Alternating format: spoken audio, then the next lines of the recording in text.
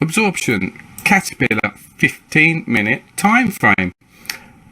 Caterpillar is a stock and is an excellent stock for our Wyckofian principles. They work very well.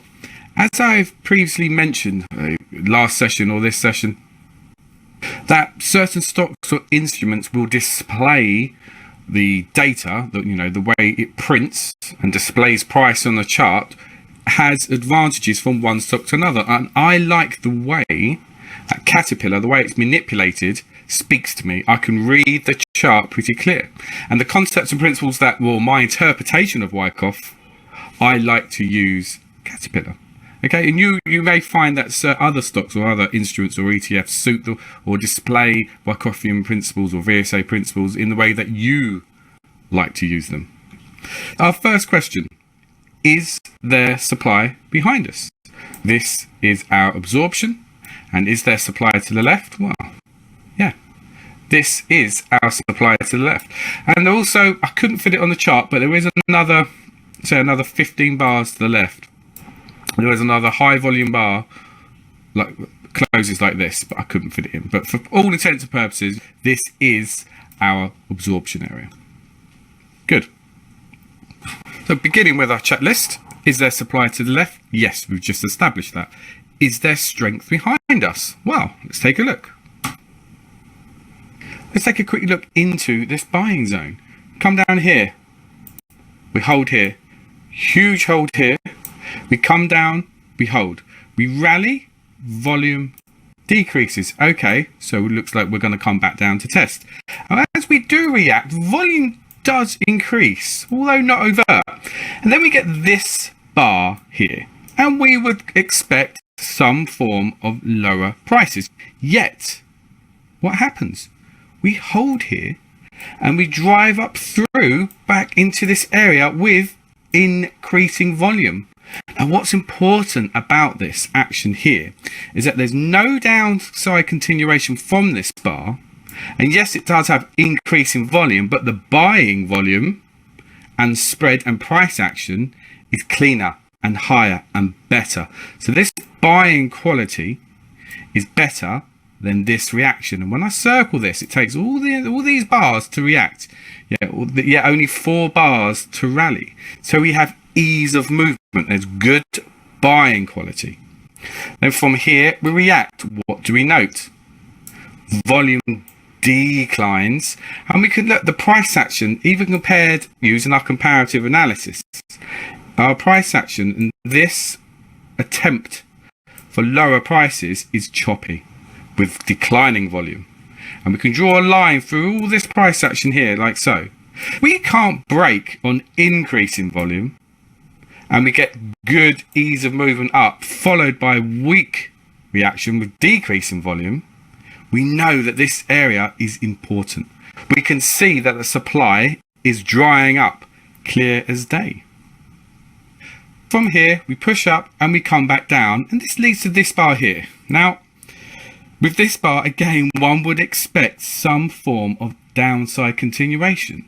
Yet, the next bar we print uber strength. We gap up a huge gap here. This itself is a clear signal that higher prices are on the cards. And what's important about this bar, not only the gap, look how far we close above this bar. This bar is negative. Surge in volume. We close down through our buying zone. Yet the very next bar we gap up and close well above, closing firm well above the negativity. So we wipe that out in one foul swoop. Now this action to me signifies we are now ready for higher prices, because this is not subtle. This gap is not subtle, and this was the bar that induces a lot of traders to help liquidate when they liquidate to propel the market higher. So next on our checklist, do we hold a tight trading range? Yes, we do. Price holds directly, so this is our absorption area, and price holds directly into our area of supply over here, shown by this blue arrow. We're holding directly into the area of supply. And what can we note about the way we're holding here? This little local level of support. We hold a higher level of support, which is further tightening, further coiling. Although it's not needed, it is a welcome sign of additional strength. Because as we know from structure alone, session 1, holding a higher local level of support is bullish behavior. And there's also another subtlety here. Note the advance to get into this area. Look at this. Look at these 4 bars here. They cluster. So we're refusing to go down, and then we gap up with this sign of strength bar again, with surging volume, a breaking structure, closing firm into our area of supply. Isn't this fascinating? All of this is bullish behavior. So we drive up to here, breaking structure, we react, it's kind of choppy. And then we push up and we can see ease of movement. It only takes 3 bars to wipe out 6 bars worth of negativity. Then we get this bar here, we come down and we think, okay, perhaps we might get some lower prices. Then boom, price holds. So we're unable to react. We have a clustering of closes. So again, we're using our comparative analysis. We're comparing this attempt to drive down to this attempt to drive round. And we can see that this is much more bullish as price is refusing to go down. We even dip under this bar to reverse close above these 3 closes.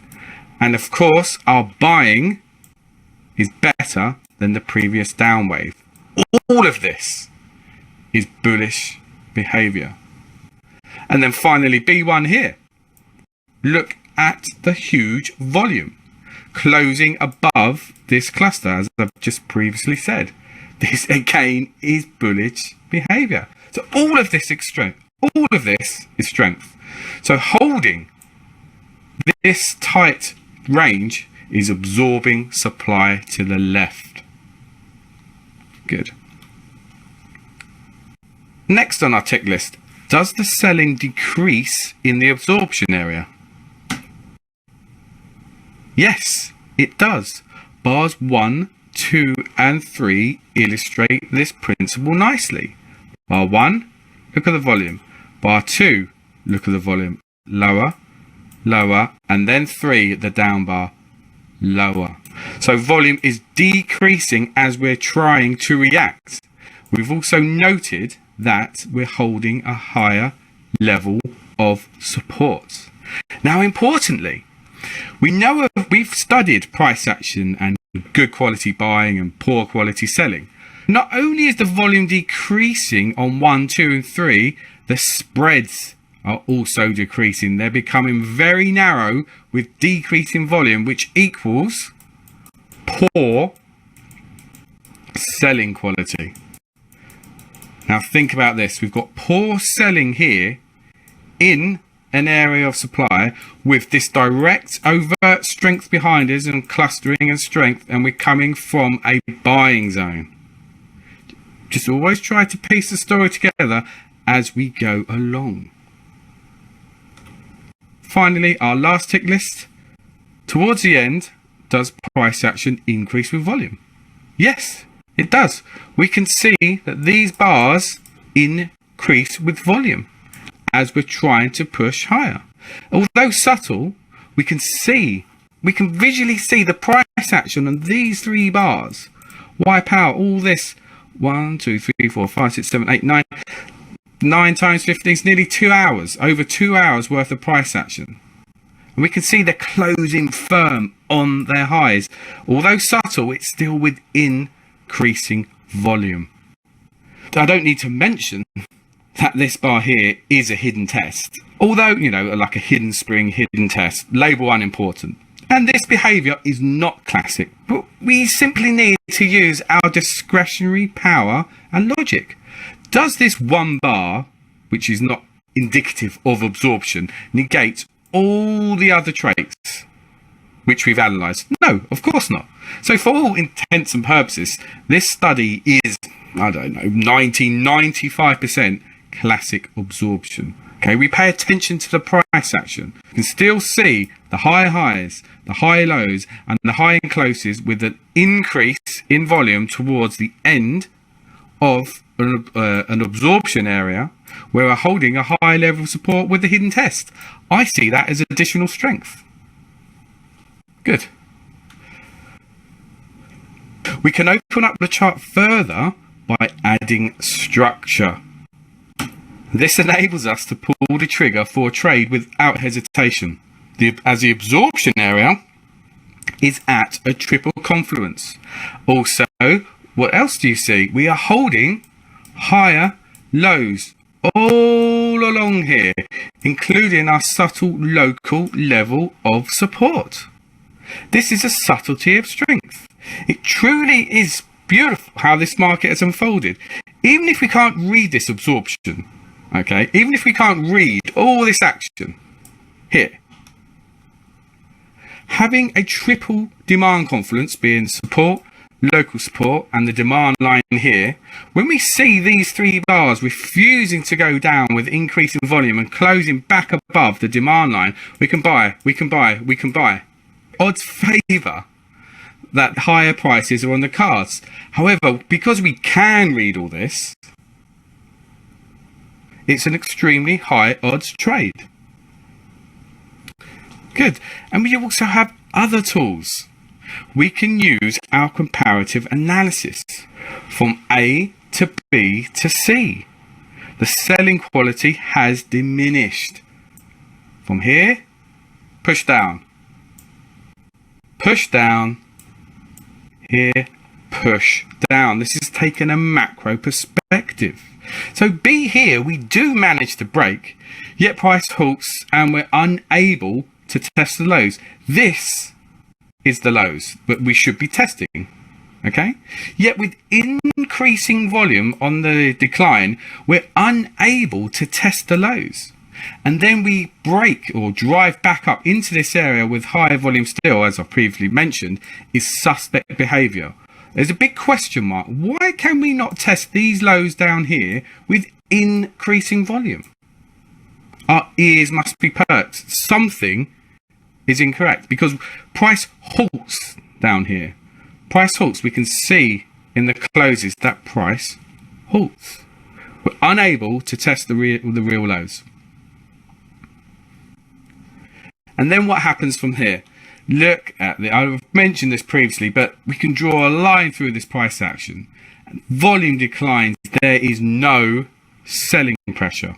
Look, the bars close high, they close mid, they close low, they close high, they close mid bar. It's just very, very sloppy price action. Hopefully you're all beginning to see how all of our tools of analysis are being used together to form a picture of strength. We can read this chart with clarity. There are many principles in play. We have the clustering of closes. We have structure being a demand confluence. There's absorption. There's a buying zone occurring, while supply is drying up on each attempt to drive down. And this one bar, what's important about this one bar here, we disconfirm supply in a big way and therefore get confirmation of demand. Why? Well, because this bar has extremely high volume and we'd expect lower prices, but we gap up. And look how we gap up. We gap up above structure. We gap up above this area over resistance. This is very, very powerful data that we're able to decrypt from the market. Let's talk about this bar in depth. What is it? It is a shakeout. Okay, well, actually, it's a terminal shakeout as it occurs towards the end of a trading range. Again, as you know, the label is unimportant. It's the strength associated with the bar we're interested in. We know it's a shakeout due to this bar here. With a shakeout, we like to see instant gratification from the next couple of bars. And here we get it in an extremely bullish way. We gap up and close above or well above this negativity. Just to make you aware of this, shaking out into a demand area, as we do here, is fairly common practice. Take note of this because I've seen this many times across all time frames. markets, or at least the markets I like to trade, shake out into areas of demand. So that's a subtlety of market behavior that does occur, like I said, across all time frames and most instruments, at least the instruments I trade. Then at D here, we managed to break this resistance. And as we react, we can see a setup. What is the setup? So we drive up to D, we come back.